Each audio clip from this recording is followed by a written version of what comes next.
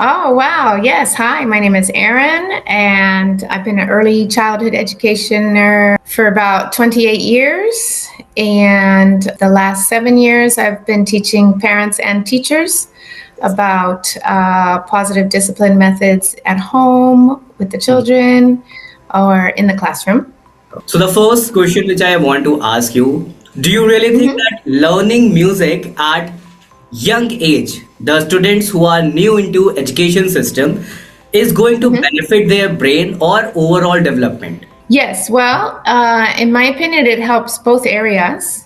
Um, Obviously, we like to promote anything in the creative arts because it stimulates the creative part of the brain. Um, Developmental wise, it stimulates creative expression, of course.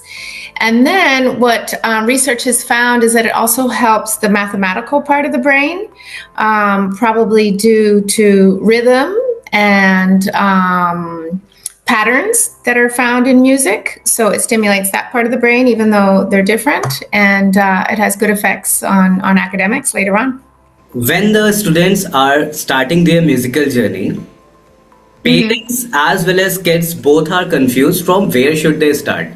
From where should they start? I mean to say whether they choose learning instrument, they should choose learning vocals, that is singing, or they should start with vocals and singing both.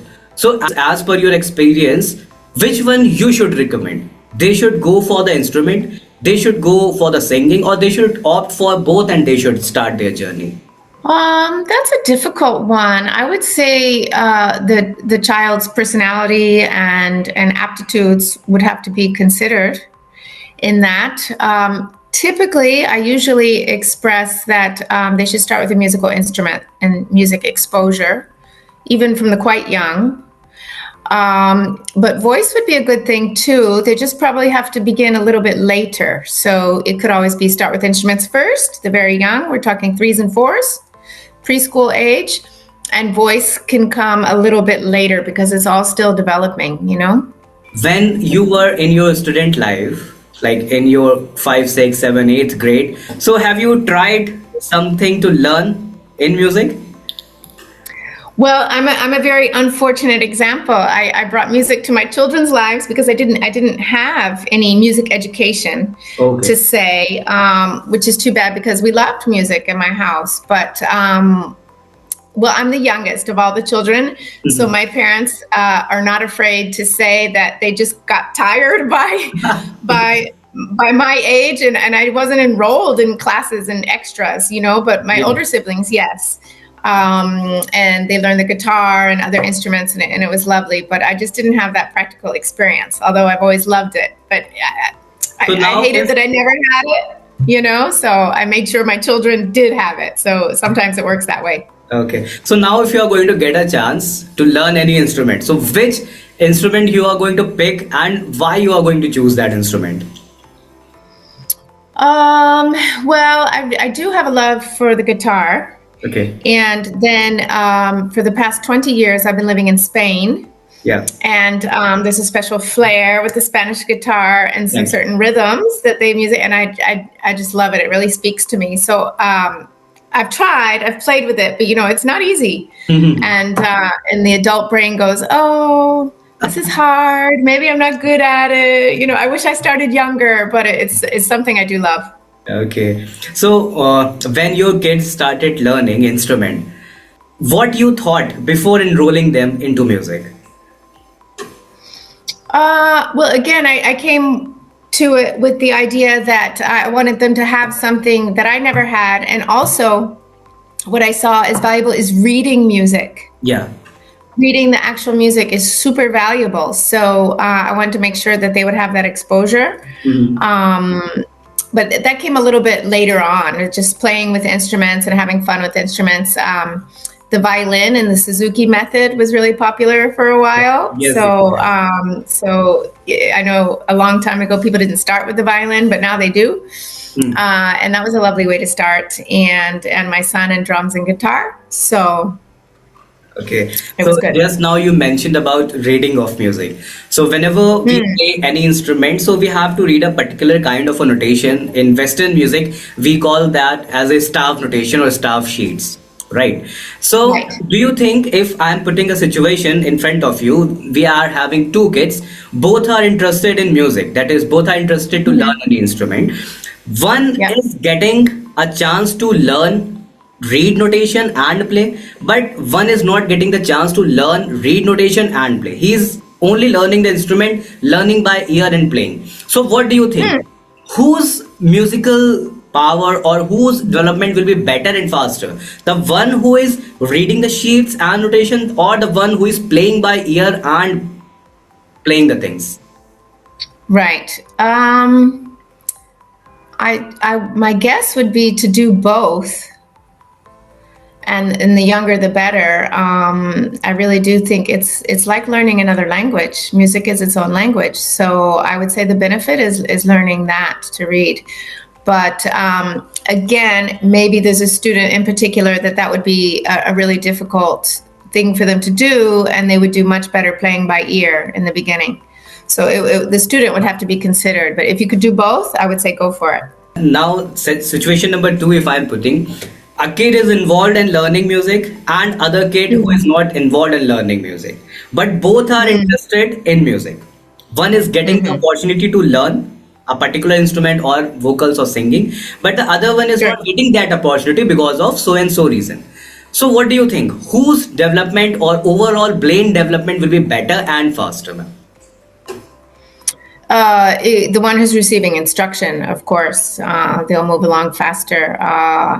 Not to mention they'll have the motivation and the confidence to keep going. So we know as educators that the confidence is a big key. So I think their growth would be faster for sure. Okay, so how much importance you give to music education in schools? Whether they should teach music in schools or the student has to learn from their own self? Well, I think it definitely has a place in school. It definitely has a place in school. The very young start with music and movement type classes, so they combine it with the coordination of the body and the rhythm. And then later on, they promote the instruments. The first instruments in schools are always like the recorder. I don't know if that happens in your country. Where I'm from, it's usually the recorder. Okay. But it's a beginning place to be, and I think that's a great thing. But I would love to see families all take that on as well. If you had outside exposure to music, all the better, much better. You'll discover talents better, you can focus on it better, they can progress faster. Exactly. Okay, so here in India, the most beginner instrument is keyboard, I mean the musical keyboard, or the guitar. These two are the most popular one. Among these two, keyboard is the most biggest one. Probably, yeah. So Yeah. now moving from kids to our adults who are working somewhere, who are employed somewhere. So whether the person is working or they are like living at home, each and everyone has to deal with stress. If the person is employed somewhere, he or she has to deal with the work related stress. All of us are dealing with personal level of stress also. So what do you think Sure. that music can balance that work life balance or stress level? Sure, because it has its artistic value and value in expression. So people that are allowed to have expression as an outlet, Mhm. right, for stress or feelings, emotions, whatever it is, I think that's beneficial for sure. It doesn't matter the age. Yeah. That would be beneficial for everybody. Okay. So when you feel stress, how you connect yourself with music? Very often through music. Very often through music. It can move you through emotions for sure.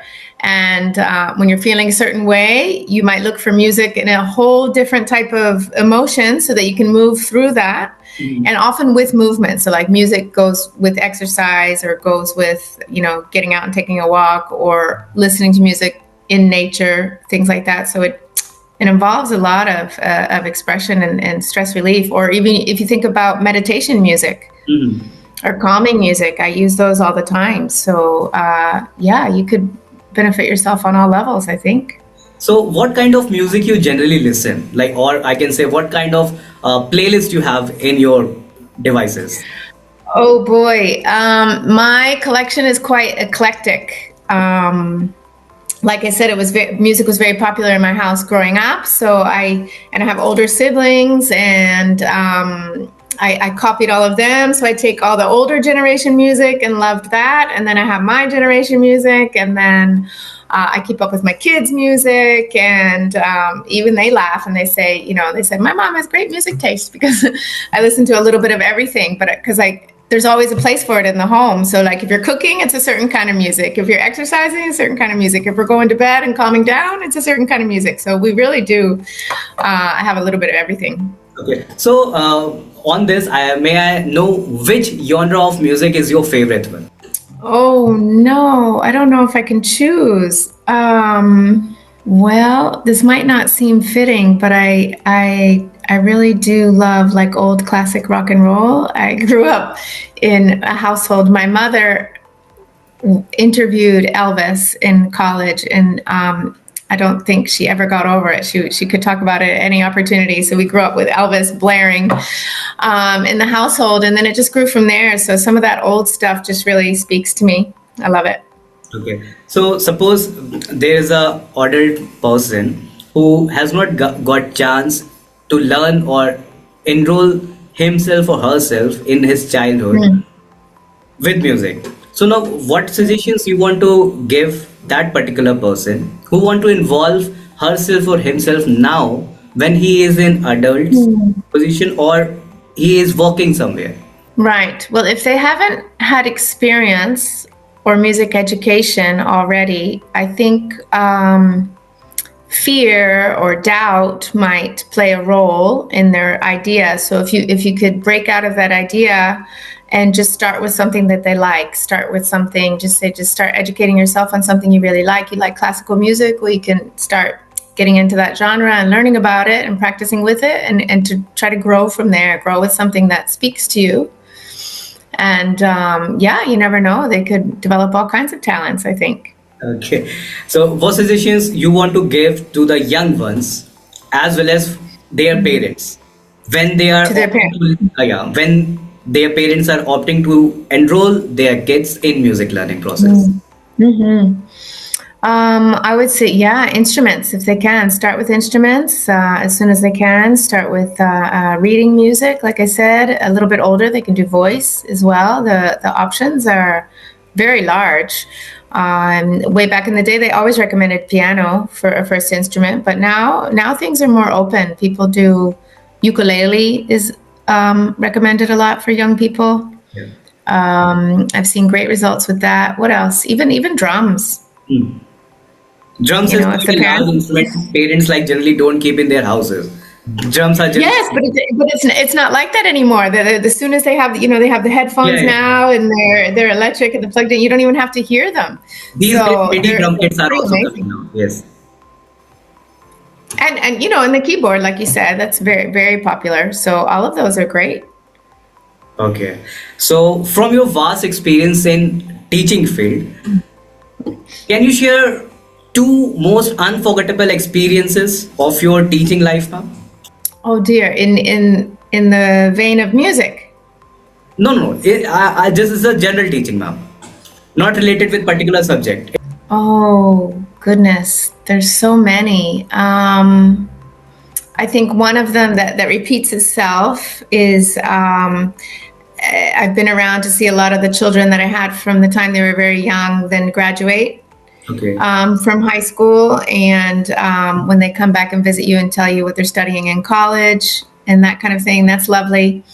And then I'll tell you an interesting one that when I was very young, I had the opportunity to open up a preschool with other colleagues. And the people who were opening the school said, we don't have education backgrounds.